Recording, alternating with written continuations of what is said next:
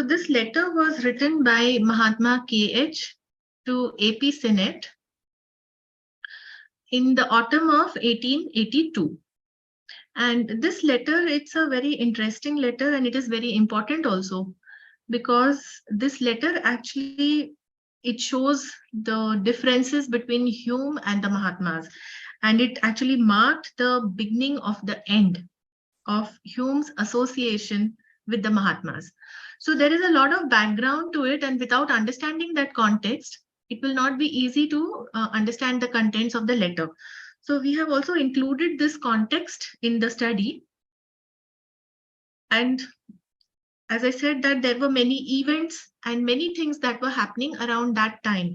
That is during the second half or the autumn of 1882, when this letter number 81 was written. And this letter, Mahatma, it is mentioned that it is important because it marks the beginning of the end of Hume's association with the Mahatmas. Now, this context and background, it is given by the people like us who were studying the letters. It is not included in the Mahatma's letters. Okay.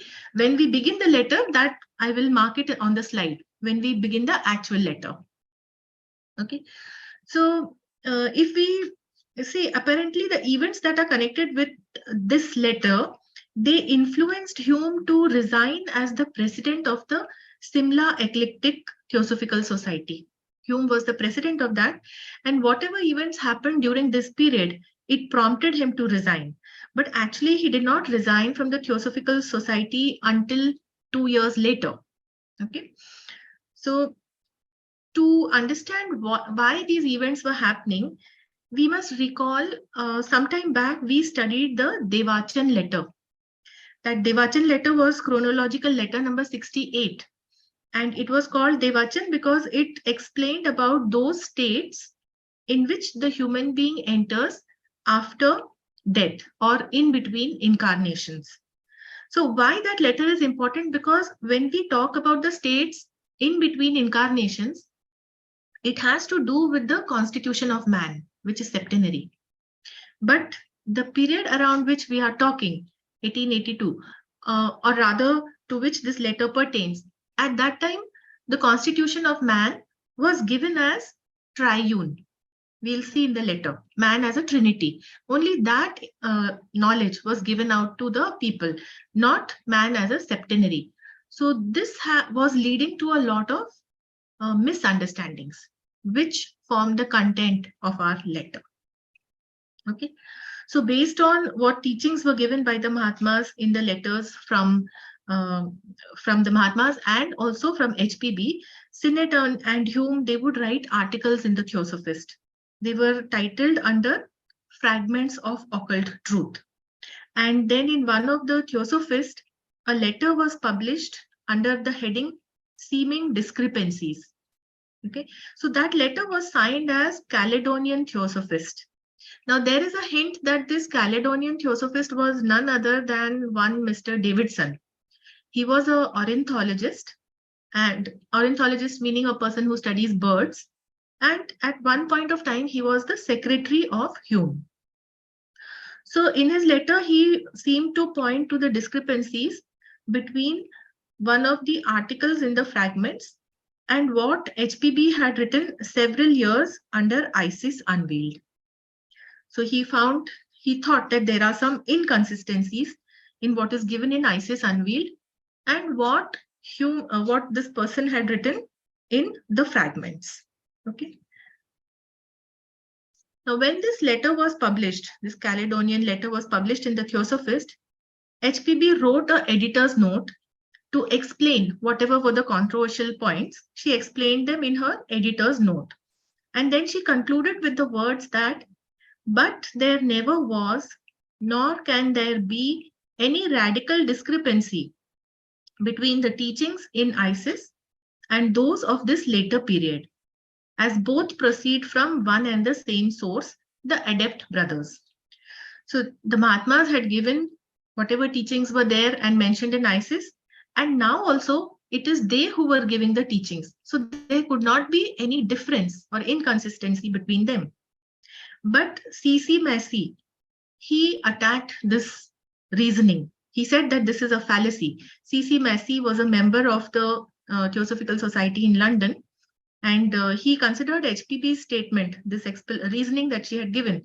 He said it is incorrect reasoning, it's a fallacy. So to support his argument, he pointed out to another discrepancy on the subject of reincarnation. So Sinnett had reviewed a book. The name of the book was The Perfect Way. This book was written by other members of the London Lodge, that is Anna Kingsford and Edward Maitland.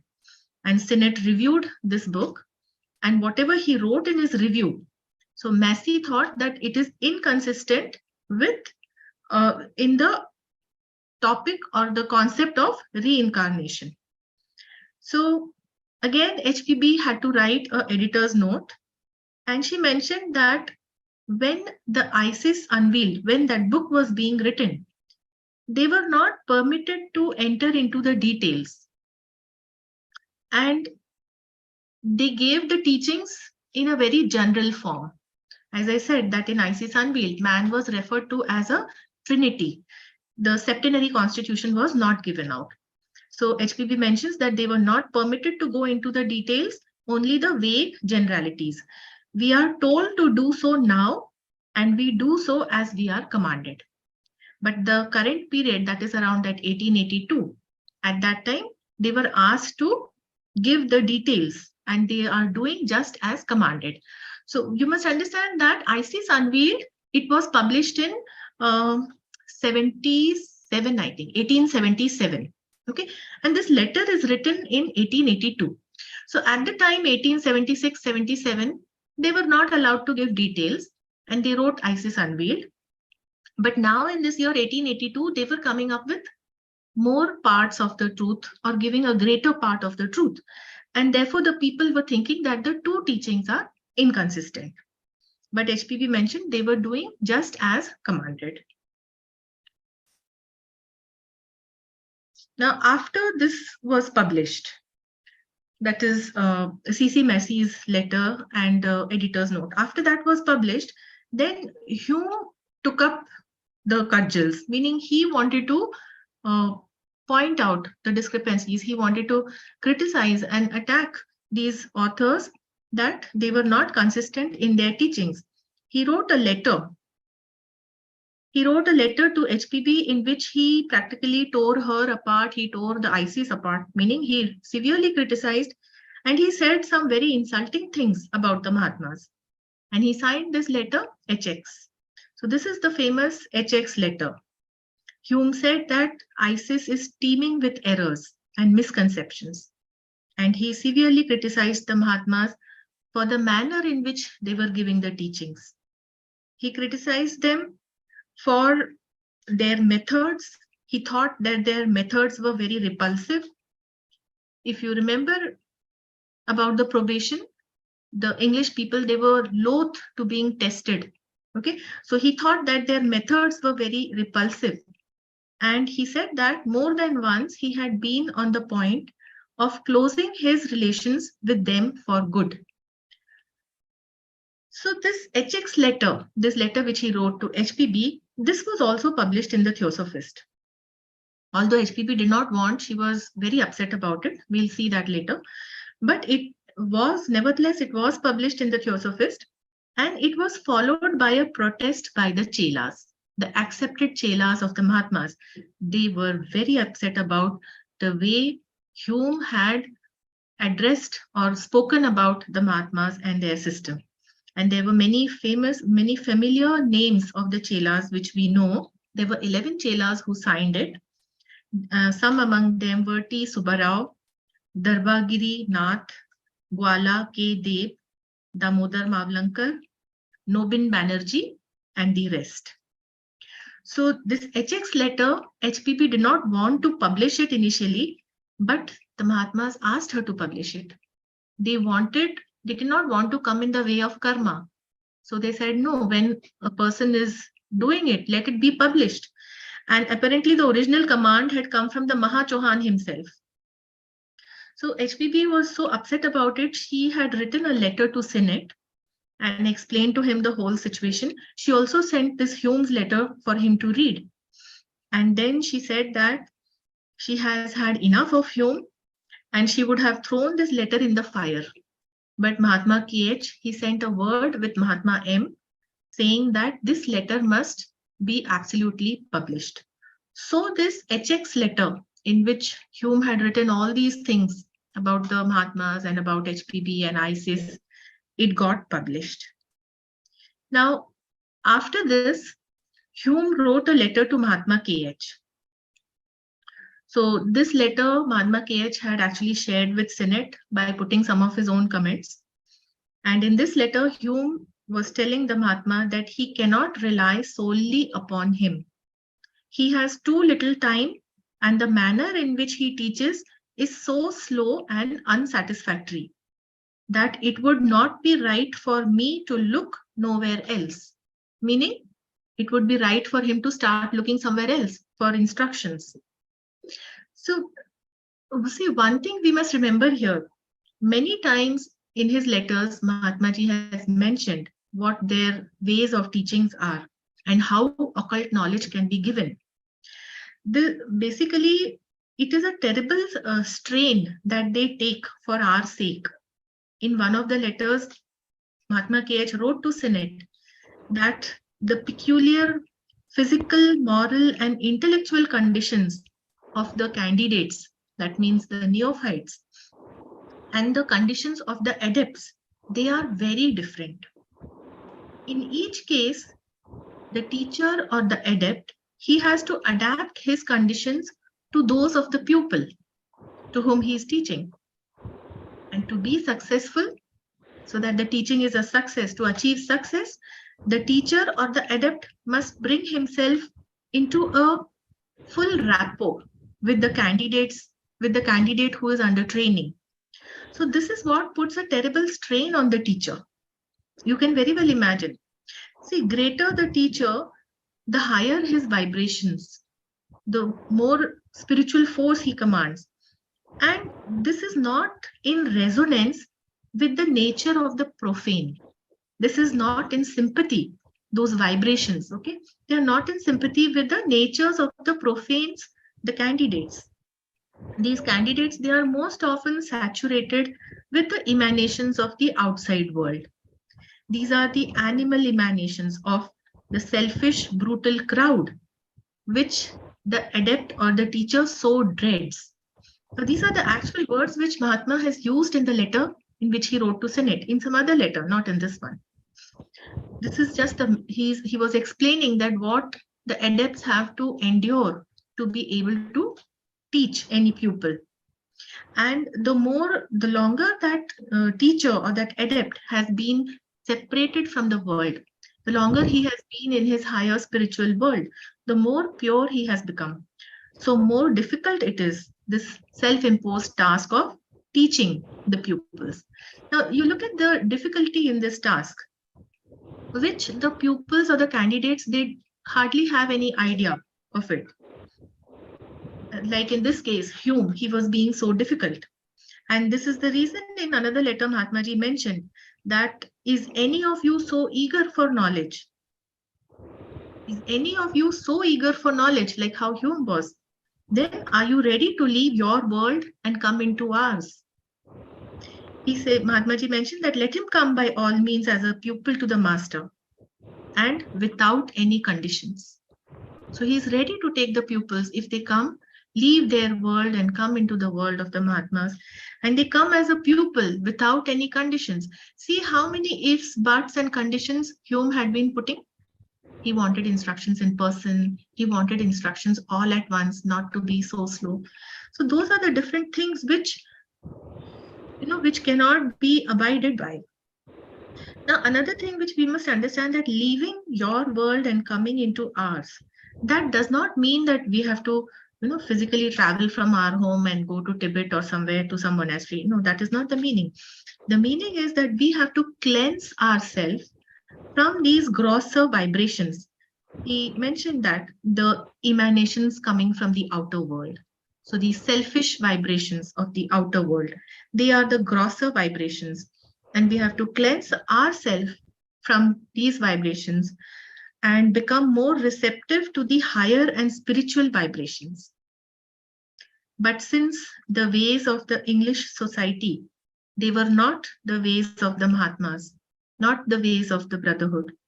Therefore, these many misgivings and misunderstandings, they were arising in the minds of the people. Mahatma Ji also mentioned that knowledge, occult knowledge, can be communicated only gradually.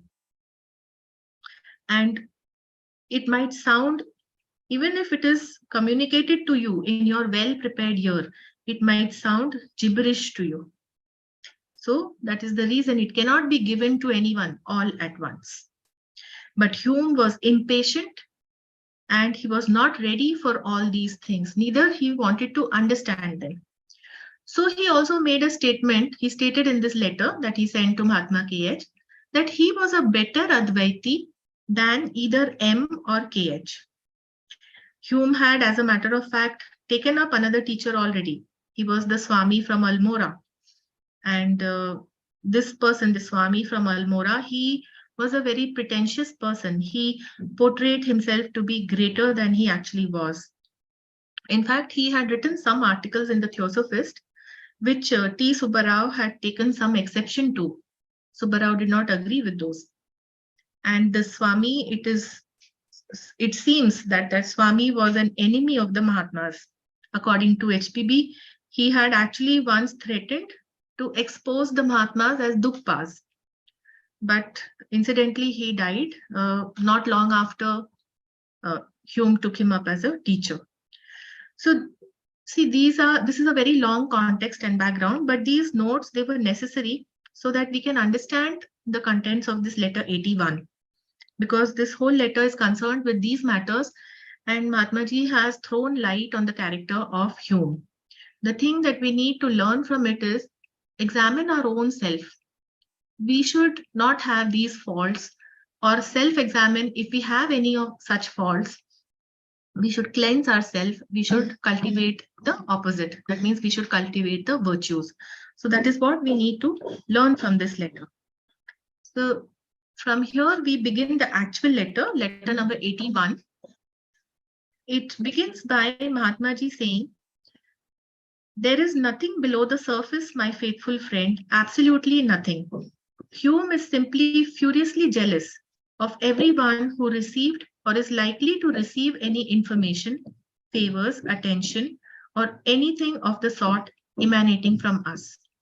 The word jealous is ridiculous, but correct, unless we call it envious, which is still worse. So from this opening statement, it is very clear that Senate would have asked Mahatma Ji some question, what is going on below the surface? So what had happened that due to all these events which we saw in the background, in the context, Hume was going to give his resignation as the president of the Simla Eclectic Society.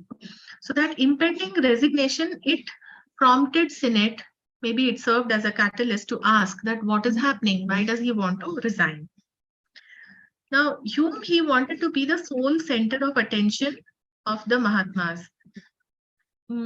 I would like to apologize for the sound if you can hear in the background. It is some construction work going on outside. Due to that, I think you can hear some banging sound in between. Okay, sorry for that disturbance. So Hume, he always wanted to be the sole center of attention of the Mahatmas, that they should give him all the teachings and send him all the letters. And if the Mahatmas, they interacted with anyone else, then Hume would internally feel very angry. He would give in to feelings of extreme jealousy and envy towards that person, whoever the Mahatmas communicated with. So one should understand that no one can lay claim upon the Mahatmas. They are not for any one person. They work for the entire humanity. And in the next point, Hume mentions that he believes himself wronged because he fails to become our sole center of attraction. He attitudinizes before himself, meaning he adopts a mental attitude, and feels maddened to fury in finding no one who would admire him. That means none of the Mahatmas would admire him. He writes out a Hebrew passage, which means in Eliphaz Levi's book, as I have rendered it. So there was a passage written in Eliphaz Levi's book, which was basically explained by the Mahatma or given by the Mahatma. So if you remember in letter number 40, in the chronological letter number 47, Mahatma Ji had mentioned the 3 poisons and the 5 obscurities which prevent man from seeing the truth. In that, he mentioned that the 3 poisons are anger, greed, and delusion. You look at Hume's qualities. And the 5 obscurities are envy, passion, vacillation, sloth, and unbelief.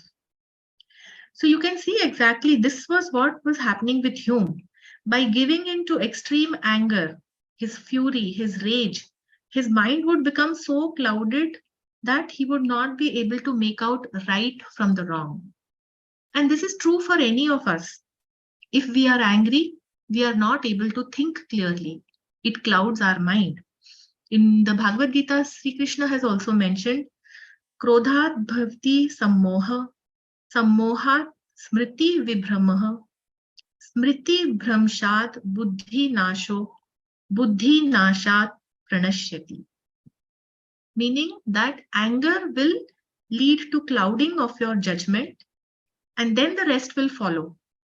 That you will be delusional, your memory will be bewildered. That is smriti vibhramaha. And then the intellect gets destroyed. That is buddhi nasho. Once the intellect is destroyed, ruin of that person is definite. That is buddhi nashat pranashyati. Therefore, anger management is one of the foremost importance in self-improvement. We must apply this on ourselves also. What happened to Hume? It was just because of his anger and jealousy. So Hume thought to himself that the Mahatmas did not admire him. So he wanted to find fault with them. And he quoted this passage in Hebrew from Eliphaz Levi's book. So this passage was actually rendered, or it was provided by Mahatma K.H. This person, Eliphaz Levi, he was a French author. And he became one of the most important esoteric writers of all times. He lived between 1810 to 1875, and he wrote several books on occult topics. By statements like this, that this passage was rendered by the Mahatma, we can come to know that even before the formation of the Theosophical Society, the Mahatmas would work with people. Whatever book this person, Eliphaz Levi, was writing, that particular paragraph, either his thoughts may have been influenced by the Mahatmas, so that that para was written, or something like that. Okay. Now, so he is Hume wanted to find fault with that. That is why he writes that para. And failing to catch me in a new contradiction, for the purpose of which he went to the trouble of quoting it, he impresses himself with the illusion that he is far more of an Advaiti than either M or myself ever were. An easy thing to prove, since we never were Advaitis. And writes an abusive letter directed against our system and ourselves to the old lady by way of soothing his feelings. So Hume was not able to find or prove any contradiction in the teachings of the Mahatmas, as it was given in that Hebrew passage of Eliphaz Levi's book.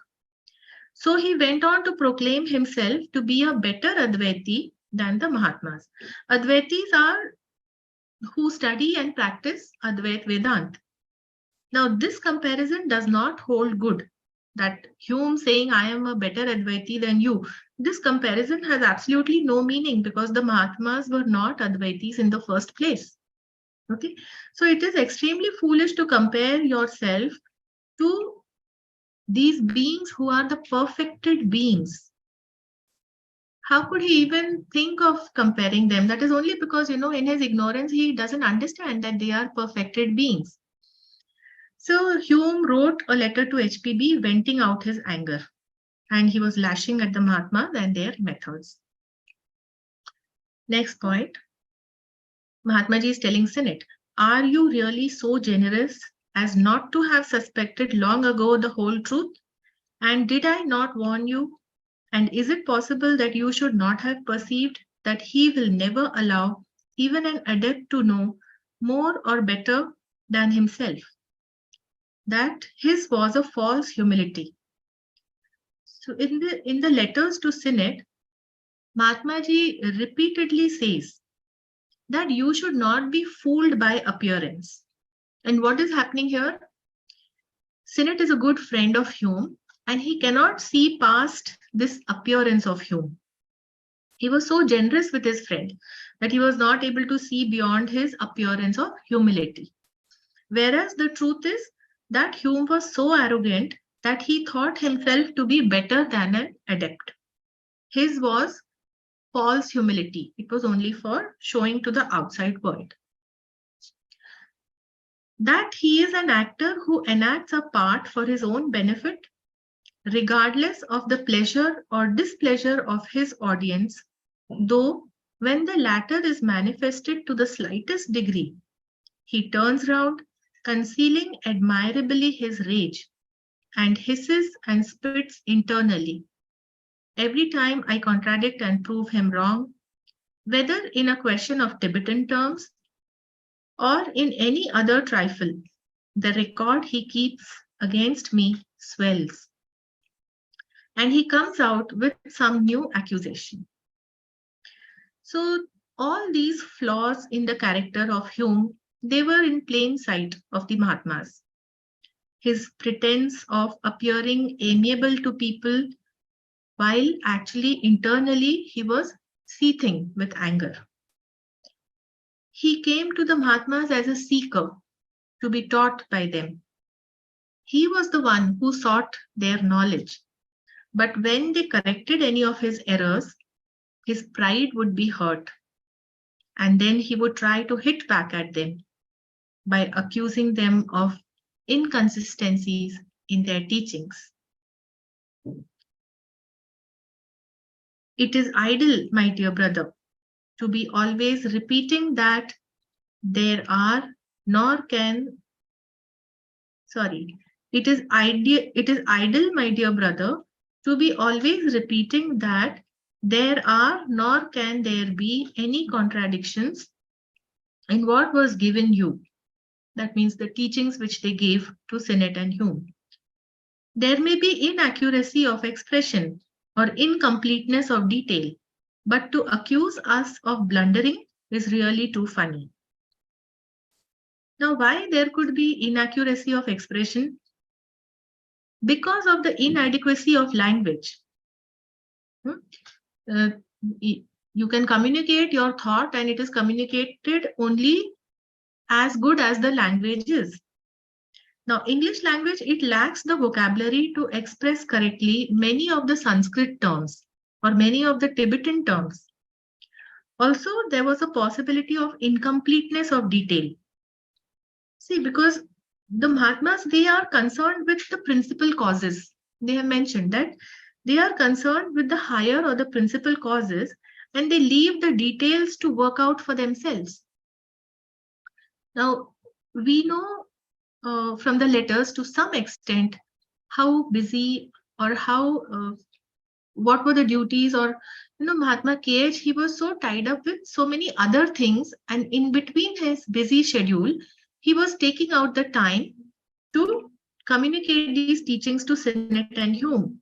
So it is possible that he might not have given something in detail, but just skipped over it. So what does he say? Inaccuracy of expression due to language, inadequacy, and incompleteness of detail, that may be there. But to accuse us of blundering, it is really too funny. See, they can never blunder because their knowledge, it is a manifestation of the unfoldment of their spiritual qualities, which are much higher. They have reached such a high spiritual level that knowledge has been unfolded and it is part of them. So they cannot blunder in that knowledge. But these trifle overlooks that may happen. I have asked you several times to make notes and to send them to me, but neither Mr. Hume nor you have thought of doing it. And indeed, I have very little time to explore back letters, compare notes, look into your heads, etc. So, in spite of this lofty work that the adepts do, Mahatma M and Mahatma KH, they have taken it upon themselves to instruct Sinnett and Hume in the occult knowledge. And the objective was that Sinnett and Hume, they were in a position to spread this knowledge to a vast mass of people, given their position in their society, given their education, etc. They were in this position and they could influence a vast mass of people. Okay, Sinnett was the editor of a newspaper. So you can imagine what is the reach of the media. It would be read by so many people. And Hume, he was a high ranking official in the British government. So that is why by giving this knowledge to them, they could spread this knowledge to a vast mass of people. But Hume's non-cooperative attitude, ego and pride and impatience, these things were all hampering the work which was to be done. Also, there were these misunderstandings because the ways of the English society, they were not the ways of the Mahatmas and the Eastern culture. Mahatma ji has mentioned, as we already saw in some other letter, our ways are not your ways, and vice versa. So, to avoid errors in the knowledge that was being communicated, Mahatma ji had asked both of them, Hume and Sinnett, several times to make notes of what he was telling them and get them verified from him by sending the letters to him. Sorry. So you see, the onus is on the learner. The teacher is giving you the knowledge, but the onus is on the learner to make notes, to study. We do that even in our normal course of studying. But they didn't do it. So errors were there due to their partial understanding of concepts. And they would crop up now and then Hume would accuse the Mahatmaji of inconsistencies. So you see how unnecessarily bottlenecks were being created. Mahatmaji further mentioned that I am perfectly at a loss to understand why the expression used by me with regard to HPB's answer to CCM should have so shocked you, and why you should object to my exercising my ingenuity. If perchance you give it another meaning than I do, then we are again both at sea. To be both at sea meaning we are in a state of confusion or uncertainty. And jo de s'entendre, that means we have to agree. So we have to agree that there is still some confusion between us. Put yourself for a moment in my place and see whether you would not have to exercise all the ingenuity you have at your command in a case like that between CCM and HPB. So what had happened between CCM and HPB, what Mahatmaji is trying to explain, Mahatmaji had used the phrase that I had to exercise my ingenuity. And this refers to a comment he made about a passage in ISIS. While he was answering some questions which were posed by Sinnett and Hume. If you remember, those questions were there in letter number 70A and 70B. So while answering those questions, Mahatmaji mentioned that he had to exercise all his ingenuity regarding something written in the book ISIS Unveiled. And he mentioned that Sinnett was falling into the same mistake as CCM.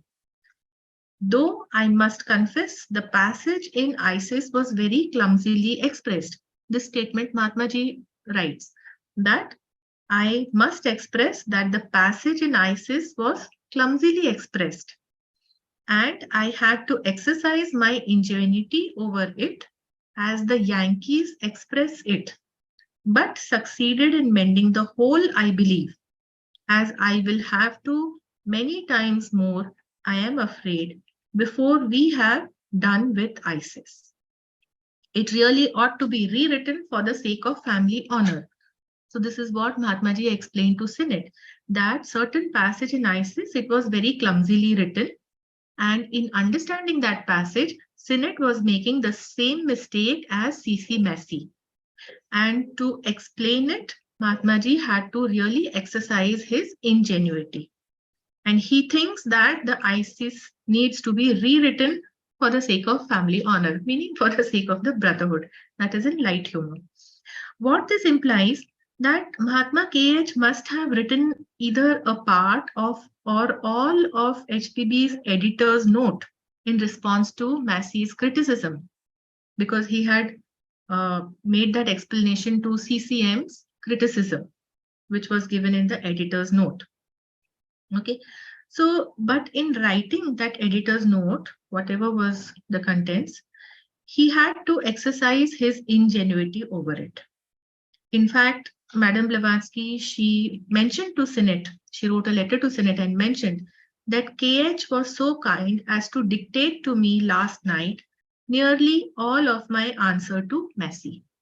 So Massey had criticized ISIS Unveiled. HPB had written an editor's note to explain things to him, and that editor's note was actually dictated to her by Mahatma KH. And in dictating that note, Mahatma KH had to use his ingenuity. Now, what is such a big thing about it that he has to use his ingenuity? But that made it says that Senate was very upset about it.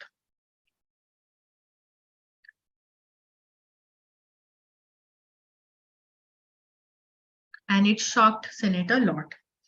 So Mahatma Ji mentions that in reality, there is no contradiction between that passage in ISIS and in our later teachings. To anyone who never heard of the 7 principles, constantly referred to in ISIS as a trinity, without any more explanation, there certainly appeared to be as good a contradiction as could be. You will write so and so, give so far and no more. She was constantly told by us when writing her book. So this book, ISIS Unveiled, this was HPB's first major writing, which was published in 1887. You see, the society was formed in 1875. In 1876, she began writing that book, and it was published in 1877. And these 2 volumes, they were primarily a critical response to what was happening in the society at that time, growing materialism in both the scientific community and in religious institutions. Materialism was at a rise. So ISIS Unveiled served as a critical response to those conditions. And at the same time, it also vindicated the spiritual quest of man. So about this book, HPB, she herself has written that it is the fruit of somewhat intimate acquaintance with the Eastern adepts and study of their science. They showed us that by combining science with religion, the existence of God and immortality of man's spirit may be demonstrated. Now, existence of God here, please understand, it means the one absolute reality, the principle, the one absolute principle. Existence of God does not allude to an anthropomorphic figure. Okay, it is the absolute principle. So by writing ISIS Unveiled, she was able to show that by combining science with religion, this one absolute reality and the immortality of man's spirit, that could be demonstrated. And to support all this, she had to provide extensive evidence from religious and mystical traditions, from the scholars of those times and olden times. And she also used the laws or the testimony of nature. And when HPB wrote this book, it appears plain. It is humanly not possible for one person to write that book. And that too, HPB being a Russian, and she wrote that book in English. So she received a lot of occult help from many adepts. If you read how the ISIS Unveiled was written, You will find all the details, how she received help. And the general belief among people in the Western world regarding man at that time, it was that man has a body and a soul, and man has one lifetime. So this was the general belief. This doctrine of reincarnation and doctrine of karma, that was totally not known to that society. So to introduce these ageless truths, these occult truths, HPB was commanded to show man as a trinity. Trinity meaning man has body, soul, and spirit. Because what was the prevalent belief? That man has only body and soul and one lifetime. So she, in her Isis Unveiled, she showed that man is a trinity. He has body, soul, and spirit, because it is the soul which is going to reincarnate, right? So to introduce that theory of reincarnation, man was shown as a trinity. And it was only during the later period that the knowledge about the septenary constitution of man was given. So in truth, it is not a contradiction of the previous classification. Previous classification was triune, but now the later classification is septenary. That was the whole cause of all this criticism and confusion. Okay, but it is not a contradiction. It is just a more elaborate, it is just an elaboration of the truth. Okay, more accurate elaboration, I would say. So it was at the very beginning of a new cycle, Mahatmaji writes further in the letter. It was at the very beginning of a new cycle in days when neither Christian nor spiritualist ever thought of, let alone mentioned, more than two principles in man, body and soul, which they called spirit. So they called the soul as spirit. For them, soul and spirit were the same. Refer to the spiritualistic literature of that day. You would find that with the phenomenalist, as with the Christian, soul and spirit were synonymous. So this is what we just explained. What were the belief of the people at that time? They thought soul and spirit was the same, and there was only one lifetime. So whatever was written in Isis, it caused a great hue and cry. So HPB, it was HPB who was acting under the orders of Atreya, one whom you do not know, was the first to explain in the spiritualist the difference there was between psyche and nous, nefesh and ruach, soul and spirit. She had to bring the whole arsenal of proofs with her, quotations from Paul and Plato, from Plutarch and James, etc., before the spiritualists admitted that the theosophists were right. So I have included one table giving how the classifications was there in the religions at that time. This table, it's not there in the letter. I have just put it here for reference. This adept Atreya, he was one of the masters belonging to the Egyptian Brotherhood of Luxor. And that brotherhood is also part of the Great Brotherhood of Adepts. And it was under his command and guidance that HPB tried to explain this difference between soul and spirit. Okay, so you can see in English what we call body, soul, and spirit. In Christianity or in the Old Testament, soul is called nefesh, and the spirit is ruh or ruach. And then in the New Testament, soul is called psyche, and spirit is called pneuma or nous. N-O-U-S, okay, psyche or nous. And in the Islamic tradition, soul and spirit is nafs and ruh. Okay. So different religions, they had the concept, the terms are different. Okay. Now, when she wrote this, that man is a triune, he has body, soul, and spirit. So as I expected, there is always a huge resistance for change, especially when long-held beliefs are challenged. Okay, people considered soul same as spirit, so they would not accept that body can have two souls.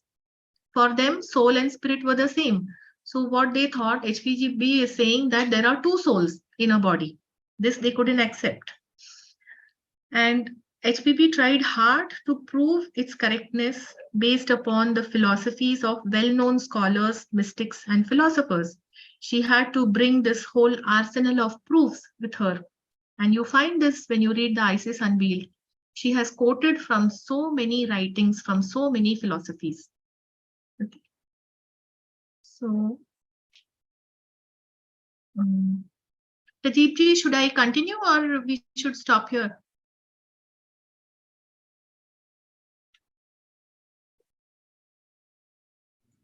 Another 5 minutes you can continue. Okay, maybe we can complete 1 or 2 more slides then. So this, it was then that she was ordered to write Isis. So all that confusion which was happening in the society between trying to understand how man can be a triune, it was then that she was ordered to write Isis just a year after the society had been founded. Society was founded in 1875, and in 1876, HPB started writing Isis Unveiled. And as there happened such a war over it, endless polemics, that means strongly critical attacks or controversial opinions about whatever she wrote, and objections to the effect that there could not be in man 2 souls. Okay. So given all this public agitation, Mahatma Ji says, we thought it was premature to give the public more than they could possibly assimilate. And therefore, before they had digested the 2 souls. So before they could understand the distinction between soul and spirit, it was not a good idea to give them more details. And thus, the further subdivision of the Trinity into 7 principles is left unmentioned in the Isis. Okay. So, see, speaking of the soul, it is now we understand very clearly that the soul is the 5th principle, the manas, which is the human soul. And when it is attracted to the 4th principle, calm, it becomes the lower manas or the animal soul. And when it is pure and it is assimilated with the buddhi, that is the 6th principle, then it becomes the spiritual soul. So basically, manas is the human soul, which either gravitates towards the 4th principle or towards the 6th principle. Okay. And the spirit is separate. It is the one undivided Atma, the universal principle. It is undivided. It is not that I have a Atma and you have a Atma. So this was the basic difference between soul and spirit. And further he mentions, next point, and it is because she obeyed our orders and wrote purposely revealing some of her facts that now, when we think the time has arrived to give most of, if not the whole truth, that she has to be left in the lurch. That means, should they leave HPB without any help or protection when she needs it? Because these people were attacking her with what was written in Isis Unveiled. Mahatma Ji says, we think the time has arrived to give most of, if not the whole of truth. Mark his words very carefully. So what it means that they were giving the septenary classification now in 1882, right? But it is not the whole of truth. See that sentence? The time has arrived to give most of. So most of the truth is given, but it is not the whole truth. So if you study the theosophical literature carefully, especially HPB's talks, her later talks which have been compiled in the collected writings in this volume 12, she had instructed a small circle of her very close followers while she was staying in London. She had left India and she was living in London. So there she instructed them and she mentioned that the spiritual man consists of only 5 principles as taught by the Vedantis. Okay. And this was the reason, in fact, why T. Subbarao, he had his differences about the division of man, which was published in Esoteric Buddhism. He had his differences with how HPB had given the septenary division, because actually that is also not the whole truth. And HPB herself mentioned that the spiritual man has, he has only 5 principles. So I would suggest that the earnest members, they may study that part to learn and understand the higher truths about man's constitution and man's classification. Okay. So I think with this, we will stop now, and the remaining part will be continued in our next sessions. So thank you very much.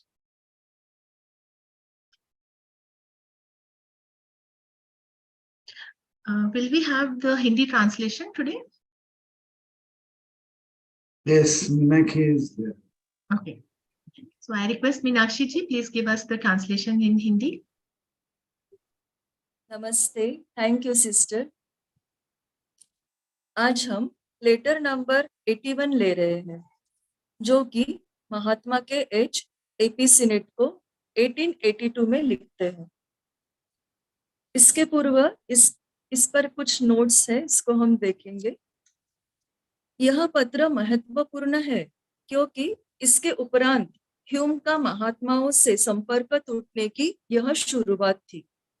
करीब 2 साल तक Hume ने औपचारिक रूप से theosophical society से इस्तीफा नहीं दिया। हालांकि शिमला इक्लेक्टिक थियोसॉफिकल सोसाइटी के अध्यक्ष के रूप में इसी अवधि के दौरान उन्होंने इस्तीफा दिया था। हो सकता है कि इस पत्र से जुड़ी घटनाओं से प्रभावित होकर उन्होंने फैसला लिया हो। द थियोसॉफिस्ट के जून 1882 के अंक में सीमिंग डिस्क्रिपेंसीज शीर्षक के तहत एक पत्र प्रकाशित किया गया था। यह कैलेडोनियन थियोसॉफिस्ट के नाम से हस्ताक्षरित था। लेटर नंबर 81 में संकेत है कि यह डेविसन या डेविडसन नामक व्यक्ति था, जो कभी ह्यूम का सेक्रेटरी था। फ्रैगमेंट्स के तहत ह्यूम और सीनेट द्वारा लिखित एक आर्टिकल में जो बताया गया था और कई सालों पहले एचपीबी ने जो आइसिस अनवेल्ड में लिखा था, इन दोनों के बीच उसे जो असंगति या विसंगति लगी, उसे लेख में लिखा था। जब इस कैलेडोनियन का पत्र द थियोसॉफिस्ट में छपा था, तब एचपीबी ने इस पर एक लंबा संपादकीय नोट लिखा, जिसमें उन्होंने वाद विषय बिंदुओं पर विस्तार से समझाया और निम्नलिखित शब्दों में उसकी समाप्ति की। वे लिखती है कि लेकिन आइसिस की शिक्षाओं और उसके बाद में दी गई शिक्षाओं के बीच कोई विशेष विसंगति नहीं थी और न ही हो सकती है, क्योंकि दोनों भी एक ही स्रोत से हैं, यानी जीवन मुक्त महात्माओं से है। इस पर लंदन थियोसॉफिकल सोसाइटी के सभासद सीसी मेसी ने आक्षेप किया। पुनर्जन्म के विषय से संबंधित टिप्पणियों में विसंगति दिखाने का उन्होंने प्रयास किया। मेसी के पत्र के साथ अपने संपादकीय नोट में एचपीबी ने कहा, आइसिस के लिखते समय हमें विस्तार से लिखने की अनुमति नहीं थी, इसलिए अस्पष्टताएं थी और अब हमें जैसी आज्ञा दी गई वैसा कर रहे हैं। इसके प्रकाशित होने पर ह्यूम ने एचपीबी को पत्र लिखकर उनकी और आइसिस की धज्जियां उड़ाई और महात्माओं के बारे में अपमानजनक बातें कही। यह उन्होंने एचएक्स के नाम से लिखा। ह्यूम ने कहा कि आइसिस खामियों और भ्रांत धारणाओं से भरा है। फिर महात्माओं ने जिस तरह से शिक्षा दी या ह्यूम को लगा कि उसे नहीं दी थी, उस पर उसने कड़ी आलोचना की और कहा कि उनकी कार्य पद्धति उसे इतनी खराब लगती थी कि कई बार उनके साथ अपने संबंधों को तोड़ना चाहा। एचएक्स पत्र थियोसॉफिस्ट में भी प्रकाशित हुआ था और उसके बाद 11 चेलों द्वारा हस्ताक्षरित प्रोटेस्ट निषेध के रूप में लिखा गया, जिसमें टी सुब्बाराव, धर्मगिरीनाथ, ग्वाला के देव, दामोदर, नोबलिन बैनर्जी और अन्य चेला थे। एचपीबी एचएक्स पत्र को छापना नहीं चाहती थी, लेकिन महात्माओं ने ऐसा करने के लिए कहा। जाहिर है कि मूल आदेश महाचौहान ने स्वयं दिए थे। एचपीबी इसे लेकर बहुत ही व्यथित थी। एचपीबी ने ह्यूम का पत्र सीनेट को पढ़ने के लिए भेजा। वह कहती है कि उन्होंने ह्यूम का पत्र आग में फेंक दिया होता, लेकिन केएच ने मौर्य के साथ संदेश भेजा कि वे इसे हर हालत में प्रकाशित करना चाहते हैं। महात्मा केएच के नाम ह्यूम ने पत्र लिखा, जिसे महात्मा केएच ने अपनी टिप्पणियों सहित वापस सीनेट को भेजा था। उनकी टिप्पणियां मोटे अक्षरों में टाइप की हुई। इस पत्र में ह्यूम महात्मा केएच से कहते हैं कि वे संपूर्णतः उन पर भरोसा नहीं कर सकते हैं, क्योंकि उनके पास बहुत ही कम समय है और जिस तरह से वे सिखाते हैं वह इतना धीमा है और असमाधान कारक है कि मेरे लिए कहीं और देखना सही नहीं होगा। ह्यूम ने यह भी कहा कि वह एम या केएच से बेहतर अद्वैतवादी थे। वास्तव में ह्यूम एक स्वामी से जुड़े थे, जिन्हें अल्मोड़ा के स्वामी के नाम से जाना जाता था। वे ऐसे व्यक्ति थे जो महान होने का दिखावा करते थे। उन्होंने द थियोसॉफिस्ट के लिए कुछ लेख लिखे थे, जिस पर सुब्बाराव ने आक्षेप किया था। ऐसा प्रतीत होता है कि वह स्वामी महात्माओं के शत्रु थे और एचपीबी के अनुसार उन्होंने एक बार महात्माओं को डुप्पा के रूप में बेनकाब करने की धमकी दी थी। संयोगवश ह्यूम के उनके साथ रहने के कुछ दिनों बाद ही उनकी मृत्यु हो गई थी। लेटर नंबर 81 को समझने के लिए यह नोट्स आवश्यक लगते हैं। लेटर नंबर 81 में मास्टर कहते हैं कि मेरे निष्ठावान मित्र, कुछ भी छिपा हुआ नहीं है, बिल्कुल ही नहीं। जो भी हमारी कृपा दृष्टि के पात्र है, जो हमसे किसी भी प्रकार की जानकारी करते हैं या प्राप्त करने की संभावना रखते हैं, उनसे ह्यूम प्रचंड ईर्ष्या करते हैं। वे हमारी एकमात्र कृपा के पात्र बनने में विफल होने के कारण उन्हें लगता है कि उन पर अन्याय हो रहा है। उनका अपना एक नजरिया है और कोई उनकी सराहना न करने पर वे बहुत अधिक क्रोधित हो जाते हैं।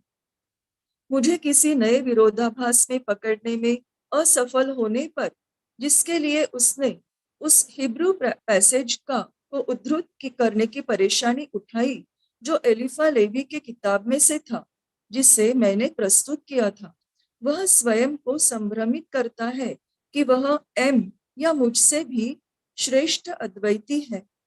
मास्टर आगे कहते कि यह साबित करना आसान है, क्योंकि हम कभी भी अद्वैती नहीं थे। और अपनी भावनाओं को शांत करने एचपीबी को हमारे और हमारी कार्य प्रणाली के विरुद्ध अपमानजनक पत्र लिखते हैं। क्या आप सच में इतने भोले हैं कि आपको बहुत पहले ही पूरी सच्चाई समझ में नहीं आई? क्या मैंने आपको चेतावनी नहीं दी थी? और क्या यह संभव है कि आपको यह एहसास नहीं हुआ कि वह किसी सिद्ध पुरुष को अपने से बेहतर जानने नहीं देगा, कि उसकी विनम्रता झूठी थी, कि वह एक अभिनेता है जो अपने दर्शकों की खुशियां या नाराजगी की परवाह किए बिना अपने स्वयं के लाभ के लिए भूमिका निभाता है। हालांकि थोड़ी भी नाराजगी होने पर अपने क्रोध को छुपाकर अंदर ही अंदर गुस्सा होता है।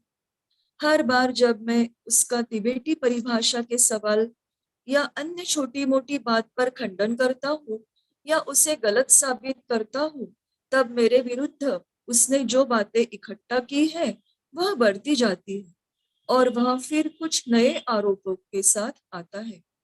हमेशा यह दोहराना बेकार है कि आपको जो ज्ञान दिया गया है उसमें कोई विरोधाभास नहीं है और न ही हो सकता है। हमारी प्रस्तुति में त्रुटि हो सकती है या विवरण में अपूर्णता हो सकती है, लेकिन हम पर गलती करने का आरोप लगाना बहुत ही हास्यास्पद है। मैंने आपसे कई बार नोट्स बनाने और उन्हें मेरे पास भेजने के लिए कहा था, लेकिन न तो मिस्टर ह्यूम और न ही आपने ऐसा करने के बारे में सोचा। और वास्तव में पिछले पत्रों की पुनः छानबीन करने, नोट्स को मिलाकर देखने, आपके दिमाग में देखने का बहुत कम समय है। एक बात पर मैं अपनी अज्ञानता को स्वीकार करता हूँ। सीसी मेसी को एचपीबी के जवाब देने के संबंध में मेरे द्वारा बोली गई बातों से आप इतने चौंक क्यों गए, इसे मैं बिल्कुल ही समझ नहीं पा रहा हूँ। मेरी चतुराई का उपयोग करने में आपको आपत्ति क्यों है? यदि कदाचित आप इसके बारे में मुझसे भी अलग अर्थ निकालते हैं, तब हम दोनों समझौते की कमी के कारण फिर से नुकसान में हैं। एक क्षण के लिए अपने आप को मेरे स्थान पर रखें और देखें कि सीसी मेसी और एचपीबी के बीच के मामले में क्या आप अपने सभी कौशल या चतुराई का उपयोग नहीं करते? वास्तव में आईसिस के उस भाग या अंश में और हमारी बाद वाली शिक्षाओं के बीच कोई विरोधाभास नहीं है। जिसने कभी भी 7 प्रिंसिपल्स के बारे में कभी सुना न हो, जिसे आईसिस में ट्रिनिटी के रूप में संदर्भित किया गया है, तब निश्चित ही उतना ही अधिक विरोधाभास प्रतीत होगा जितना हो सकता है। जब वह अपनी किताब लिख रही थी, तब आप यह लिखे, इतना लिखे, इससे अधिक नहीं, ऐसा उसे हमारे द्वारा लगातार कहा गया था। नए साइकिल की शुरुआत में जब न तो ईसाई थे और न ही अध्यात्मवादी थे, तब बॉडी एंड सोल, जिसे वे स्पिरिट कहते हैं, उससे अधिक तत्वों का यानी प्रिंसिपल्स का न तो विचार किया गया था और न ही उल्लेख था। यदि आपके पास उन दिनों के आध्यात्मिक साहित्य के बारे में पढ़ने का समय हो, तो आप पाएंगे कि अध्यात्मवादियों और ईसाइयों में सोल और स्पिरिट यह शब्द समानार्थी थे। यह एचपीबी है जिन्हें आप नहीं जानते, उनके आदेशों के अनुसार सर्वप्रथम अध्यात्मवादियों में सोल यानी मनस और स्पिरिट यानी आत्मा के बीच के अंतर को समझाया। इससे पहले कि अध्यात्मवादी स्वीकार करें कि थियोसॉफिस्ट सही थे, उन्हें पॉल और प्लेटो सहित प्लूटार्क और जेम्स इत्यादि इनके कोटेशंस का संपूर्ण भंडार सबूत के तौर पर लाना पड़ा। इसके बाद ही सोसाइटी की स्थापना के ठीक 1 साल बाद उन्हें आईसिस लिखने का आदेश दिया गया था। और जैसे कि इस तरह की लड़ाई हुई, अंतहीन विवाद हुए और मनुष्य में 2 आत्माएं नहीं हो सकती, इस आशय की आपत्ति हुई। इससे पहले कि वे 2 सोल्स की बात को समझ सके, हमने सोचा कि जनता जितना आत्मसात कर सकती है, उससे अधिक देना यह जल्दबाजी होगी।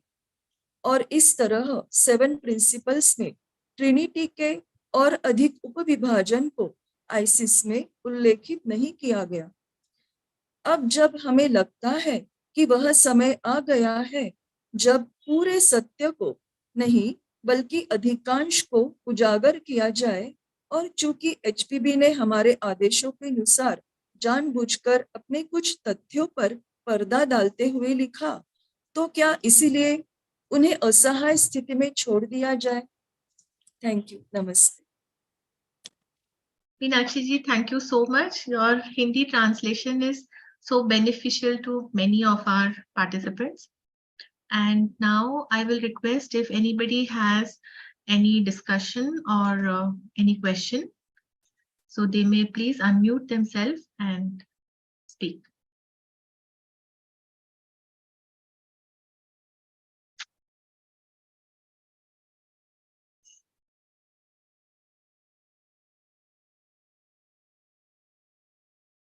No questions? So we will close. Okay. So we'll continue these letters. This letter is a long one. It may need 1 or 2 more sessions. Let us close the session with our closing prayer.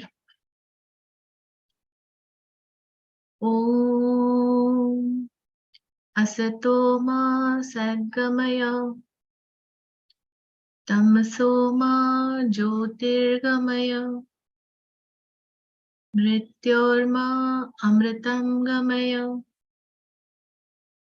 ॐ सर्वेषां स्वस्तिर्भवतु, सर्वेषां शान्तिर्भवतु, सर्वेषां पूर्णं भवतु, सर्वेषां मङ्गलं भवतु।